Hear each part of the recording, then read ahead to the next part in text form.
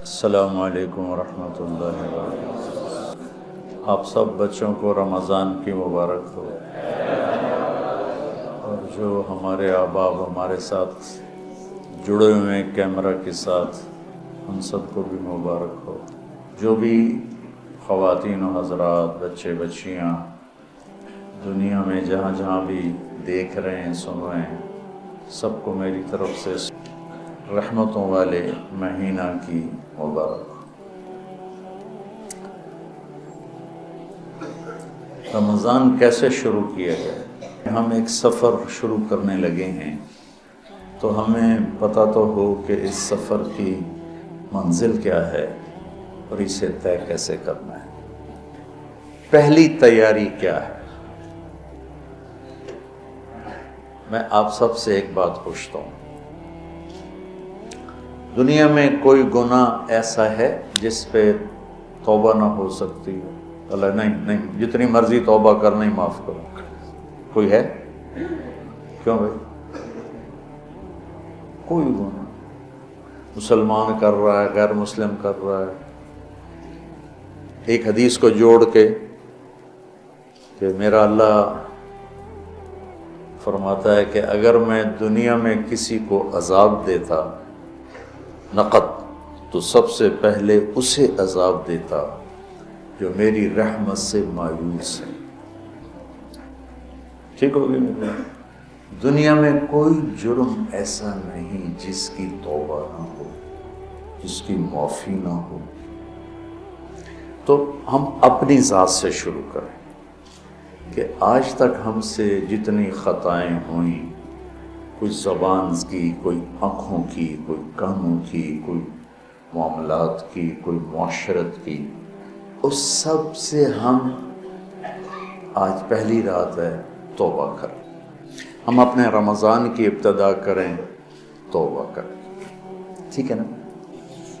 اللہ تعالیٰ کے نبی کہتے ہیں میں دن میں 70 دفعہ توبہ کرتا ہوں، استغفار۔ آپ تو معصوم، پاک پاکیزہ، امت کو سکھانے کے لیے۔ دوسری بات، دنیا کا ہر انسان کسی وقت بھی توبہ کر سکتا ہے کہ نہیں؟ کر سکتا ہے نا؟ کوئی پابندی تو نہیں۔ شاہ سید احمد شہید رحمۃ اللہ علیہ کے لشکر جب بالا کوٹ میں آمنے سامنے ہوئے، تو سکھوں کا لشکر تھا کوئی 20,000 کا، اس کا تھا سپہ سالار شیر سنگھ، رنجیت سنگھ کا بیٹا، اور یہ چند ہزار تھے۔ تو ان کو وہاں ایک پہاڑ ہے مٹی کوٹ، دوسرا ہے بالا کوٹ۔ مٹی کوٹ بہت اونچا ہے، بالا کوٹ بہت نیچا ہے، وہ پہاڑی سی، تو وہاں مسل ہے جس کا مٹی کوٹ اس کا بالا کوٹ۔ تو شیر سنگھ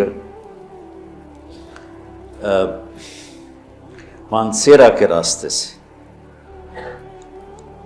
چلا ہے، آگے جنگل ہی جنگل، اور گڑھی حبیب اللہ تک پہنچا، آگے اس کو راستے کا نہیں پتہ، تو راستہ بتانے والے پھر مسلمان ہی تھے، پیسوں سے خرید لیا اور مٹی کوٹ پہ لے آئے۔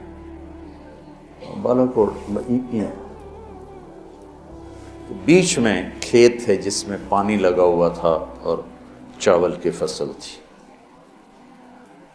تو جب ادھر شاہ صاحب کا لشکر آیا اس کنارے پر، اور سکھوں کا لشکر آیا اس کنارے پر، اور جنگ شروع ہونے والی، ایک سکھ نے دوڑ لگائی اور کھیت وہ سمجھے کہ حملہ کرنے جا رہا، اس نے دوڑ لگائی اور چاول کے کھیتوں کو پار کرتا ہوا آ کر شاہ صاحب کے پاؤں میں گر پڑا، اپنا کڑا توڑا، زنار توڑیو کا مجھے کلمہ پڑھا۔ شاہ صاحب نے کلمہ پڑھایا، جنگ شروع ہوئی، پہلا شہید یہ سکھ تھا۔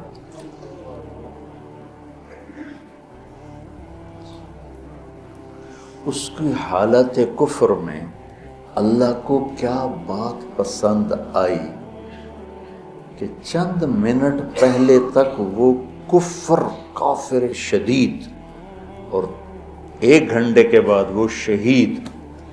میں کوئی چھٹی نہیں دے رہا ہوں، میں ایک بات کرنا چاہتا ہوں جس پر کہ میری طرف سے کوئی اجازت نہیں کہ جو مرضی کرو ہوتے اللہ اخیر تک کلمہ وہی پڑھتا ہے جس کو اللہ پڑھواتا ہے۔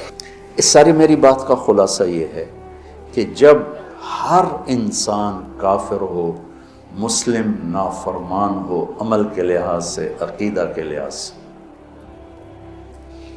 ہر لمحہ اس کی توبہ کی توقع ہے کہ نہیں ہے، شاید توبہ کرے۔ تو جب ہم نہیں جانتے کہ یہ کب توبہ کر لیں، تو پھر کسی سے نفرت کرنے کا جواز ہے۔ تو دوسرا کام سامعین اور آپ حاضرین کہ ہم اوروں کی نفرت سے بھی دل کو صاف کرتے ہیں۔ ہم چاہتے ہیں نا اللہ ہمیں معاف کر دے، تو ہم ہر ایک کے لیے یہی چاہیں کہ اللہ اس کو معاف کر دے۔ جس کو میرے نبی دیکھنا نہیں چاہتے تھے، حضرت حمزہ کے قاتل وحشی، اللہ نے ایمان دے دی۔ اور بات لمبی ہو رہی لیکن یہ چونکہ ہمارے دل نفرتوں سے بھر چکے ہیں، اور بہت مبارک مہینہ ہے، اور المشاہین کی بخشش نہیں ہوتی پورے رمضان میں۔ جس کے دل میں نفرت ہو کسی کی، اس کی بخشش نہیں ہوتی، اور اس کو ہم گناہ ہی نہیں سمجھتے۔ چند آدمیوں کے بارے میں آپ نے فرمایا تھا جہاں ملیں قتل کر دو، چاہے وہ بیت اللہ کے پردے کے اندر بھی۔ ان میں ایک عبداللہ بن ابی سرحہ بھی ہیں، اکرمہ بن ابی جہل بھی ہیں، واشی بھی ہے۔ تو وہ 17 تھے، 3 عورتیں 14 مرد، اس میں سے 13 کو ہدایت نصیب ہوئی، اور 2 قتل ہوئے، اور 2 کا پتہ ہی نہ چلا بھائی۔ عبداللہ بن ابی سرحہ یہ حضرت عثمان کے خالہ زاد تھے، تو وہ ان کو سفارشی بنائے۔ اب وہ اندر سے تائب ہو چکے ہیں، نظام اللہ کے ہاتھ میں ہے۔ آپ تشریف لاتے ہیں، یا رسول اللہ یہ عبداللہ آیا ہے، توبہ کرتا ہے، آپ اس سے بیعت لے لیں، کلمہ پڑھا لیں۔ تو آپ اس سے سر جھکائے بیٹھے۔ پھر انہوں نے کہا یا رسول اللہ یہ عبداللہ آیا ہے، توبہ کرتا ہے، آپ اس کو کلمہ پڑھا لیں۔ پھر کہا یا رسول اللہ یہ عبداللہ آیا ہے، توبہ کرتا ہے، آپ اسے کلمہ پڑھا دیں۔ تو آپ نے اس کو کلمہ پڑھایا اور بیعت لے کر فرمایا الیس منکم رجل رشید یضرب عنقہ، تم میں کوئی سمجھدار نہیں بیٹھا تھا جو اس کی گردن اڑا دیتا؟ تم دیکھ نہیں رہے تھے کہ میں اس کا ہاتھ اپنے ہاتھ میں نہیں لے رہا تھا، تو تم سمجھے کیوں نہ، اس کی گردن کیوں نہ اڑائے؟ کہ یا رسول اللہ ہمیں پتہ نہیں چلا، آپ ہمیں اشارہ کر دیتے۔ تو آپ نے فرمایا نبی خیانت نہیں کرتا ہے، نبی میں خیانت نہیں ہوتی کہ میں ادھر ہاتھ بڑھاؤں ادھر تمہیں اشارہ، یہ نبی کی شان سے پاک ہے۔ میں قربان جاؤں اس کی رحمت پر۔ اور موت کیسے آئی؟ کہ مصر کے گورنر بنائے گئے حضرت عمر کے زمانے میں، حضرت عثمان کے زمانے میں۔ فجر کی نماز پڑھا رہے تھے، نماز کے بعد ایک طرف سلام پھیرا السلام علیکم ورحمۃ اللہ، اور دوسری طرف پھیرنے سے پہلے ہی گر کے انتقال ہو گیا۔ انہوں نے کہا تو صحابی ہونا ہی کافی تھا، لیکن اگر موت کیسے؟ تو جب اللہ فیصلہ فرماتا ہے تو اللہ کے نبی 3 دفعہ رکے رہے، پھر آپ نے بیعت لی۔ تو لہٰذا میرے عزیزو، سامعین، حاضرین، سب سے دل صاف کر دو، سب سے۔ انشاءاللہ اللہ نے جتنی توفیق دی کتاب اللہ سے مضمون بات ہوتی رہے گی، لیکن نماز کے لیے وضو ضروری ہے کہ نہیں؟ رمضان کی تیاری توبہ کرنی ہے، ٹھیک ہے؟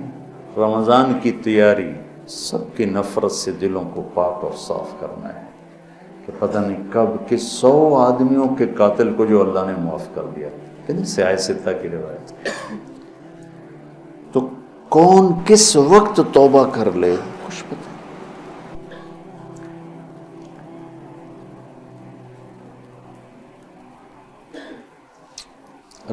اللہ کی رحمت کو تنگ نہ کرو، گھٹن نہ پیدا کرو، بڑی وسیع ہے.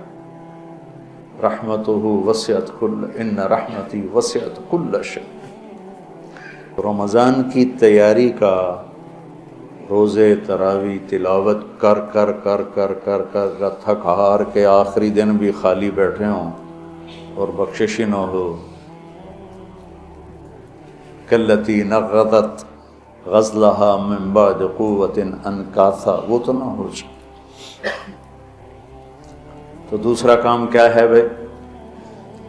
سب سے اپنے دل کو صاف کرنا ہے. جتنی آسمانی کتابیں ہیں یہ رمضان میں اتری، تورات بھی، زبور بھی، انجیل بھی، قرآن بھی، صحف ابراہیم بھی، صحف موسیٰ بھی. تو رمضان میں ہمارے نبی قرآن کی تلاوت کی کثرت فرماتے تھے. تو روزے کی عبادات میں ہر چیز شامل ہے، نوافل بھی پڑھو اور ذکر بھی کرو، خیرات بھی کرو، افطاریاں بھی کراؤ، سحریاں بھی کراؤ، اور قرآن جتنا آپ پڑھ سکتے ہو. کتنے لوگ ہیں، میرا اپنے ایک ساتھی ہیں، صبح بیٹھتے ہیں اور رمضان میں اور شام تک قرآن ختم کر دے، ایک دن میں قرآن ختم کر کے سوتے ہیں. تو یہ تم انتہا بتا رہا ہوں، باقی اس میں قرآن کی تلاوت.